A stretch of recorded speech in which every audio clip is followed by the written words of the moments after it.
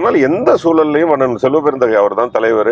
அதை கூட சின்னவரும் அவரும் இருந்த ஃபங்க்ஷன் நான் அன்னைக்கு போயிருந்தப்போ செல்வ பெருந்தகை ஒரு வேலையா போனார்.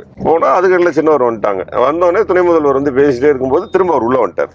உள்ள வந்தோடனே மேடையில் சொன்னார், உங்களுக்கெல்லாம் தலைப்பு செய்தி போயிருச்சா, செல்வ பெருந்தகை துணை முதல்வர் வந்தோடனே போயிட்டாரு, கூட்டணியில் விரிசல் எழுதலாம்னு நினைச்சிருப்பீங்க, வந்துட்டார் பார்த்தீங்களா, நாங்கெல்லாம் போற மாதிரி தெரியும், ஆனா எல்லாம் ஒன்னா தான் இருப்போம்னு சொன்ன மாதிரி காங்கிரஸ் எந்த சூழ்நிலையிலுமே வந்து திராவிட முன்னேற்ற கழகத்தை விலகி நிக்கவே இல்லை. காங்கிரஸ் தொண்டர்களும் நிக்கல. அங்கே விலகி நின்னது கடைசி வரைக்கும் விமர்சனத்தை வச்சுக்கிட்டு இருந்தது திரு மாணிக் தாக்கூர் அவர்கள். இப்ப நீங்க அமைதியா இருக்கிறது யாருன்னு கேட்டா மாணிக் தாக்கூர் அவர்களும் வேலுச்சாமி அவர்களும் அமைதியா இருக்காங்களே தவிர காங்கிரஸ் எப்பொழுதுமே அமைதியா தான் இருக்கு. ஆனா நீங்க சொல்றீங்க மாணிக்க தாக்கூரும் வேலுச்சாமியும் பிரவீன் சக்கரவர்த்தி தான் பேசினாங்க.